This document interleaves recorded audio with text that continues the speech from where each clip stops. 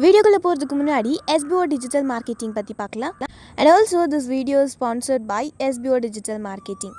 And இந்த பிளாட்ஃபார்மில் நீங்கள் வந்துட்டு ரொம்ப ஈஸியாக ஏர்ன் பண்ணலாம். அண்ட் ஆல்சோ ரொம்ப செக்யூராக இருக்கும் இதில் ஏர்ன் பண்ணுறதுக்கு. இதை பார்த்தீங்கன்னா ஃபுல் டீட்டெயில்ஸ் வேணும்னா உங்களுடைய நேம் அண்ட் குவாலிஃபிகேஷனை நான் சொல்கிற வாட்ஸ்அப் நம்பருக்கு சென்ட் பண்ணுங்கள்.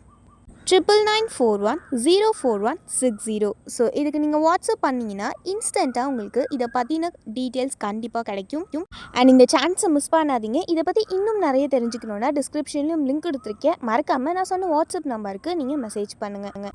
ஸோ இப்போ வாங்க வீடியோக்குள்ளே போகலாம். ஸ்கிப் பண்ணாதீங்க. பெரிய தப்பு. தினம் 300 ரூபாய் சம்பாதிக்க அரிய வாய்ப்பு. இன்ஸ்டாகிராம், ஃபேஸ்புக் பயன்படுத்த தெரிந்தால் போதும் content post and content publishing மூலமா தினம் 300 ரூபாய் சம்பாதிக்கலாம். இந்த வேலை செய்ய 5 நிமிடம் போதும். Work training support, group communication support, all language customer live chat support, முக்கியமா சொந்தமா ஒரு பிசினஸ் ஸ்டார்ட் பண்ற அளவுக்கு உங்களால கற்றுக்கொள்ளவும் முடியும், சம்பாதிக்கவும் முடியும். இந்த வேலை வாய்ப்பு வழங்குவது 5 வருடத்திற்கு மேல ரன் ஆகிட்டு இருக்க நம்ம தமிழ்நாட்டு company school of business organisation private limited. மேலும் விவரங்களுக்கு டிஸ்கிரிப்ஷன்ல கொடுத்திருக்க நம்பருக்கு வாட்ஸ்அப் பண்ணுங்க. சக்கரவள்ளி கிழங்க இதுக்கு முன்னாடி இப்படி ஒரு டேஸ்ட்ல சாப்பிட்டே இருக்க மாட்டீங்க. நல்ல காரசாரமா கிறிஸ்பியா சக்கரவள்ளி கிழங்கு கார அடை ஒரு முறை செஞ்சு கொடுத்து பாருங்க. சக்கரவள்ளி கிழங்கு பார்க்கும் போதெல்லாம் இந்த அடையை செய்ய சொல்லி கண்டிப்பா கேட்பாங்க. தொட்டுக்க வேற எதுவுமே தேவைப்படாது. ஈவினிங் ஸ்நாக், மார்னிங் பிரேக்ஃபாஸ்ட்னு எதுக்கு வேணாலும் சாப்பிடலாம். முதல்ல 2 பெரிய சக்கரவள்ளி கிழங்கு எடுத்திருக்கேன். அளவில் பார்த்தீங்கன்னா ஒரு 200 கிராம் இருக்கும். இப்போ இந்த கிழங்க நல்லா மண் இல்லாமல் கழுவி எடுத்துக்கங்க.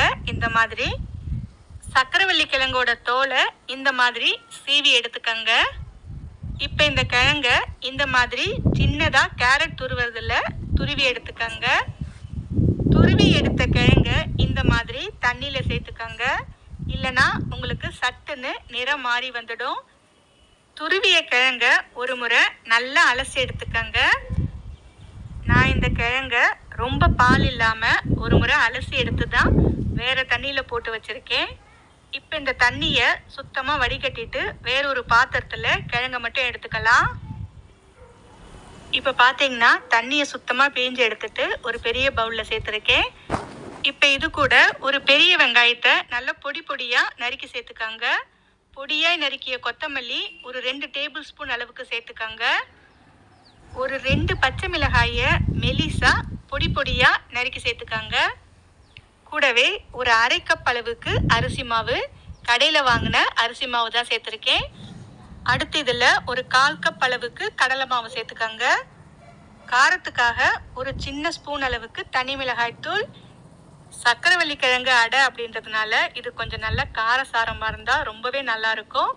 அடுத்து இதில் கொஞ்சமாக மஞ்சள் தூள் சேர்த்துக்கங்க. இப்போ இந்த அடைக்கு தேவையான அளவு உப்பு சேர்த்துக்கலாம்.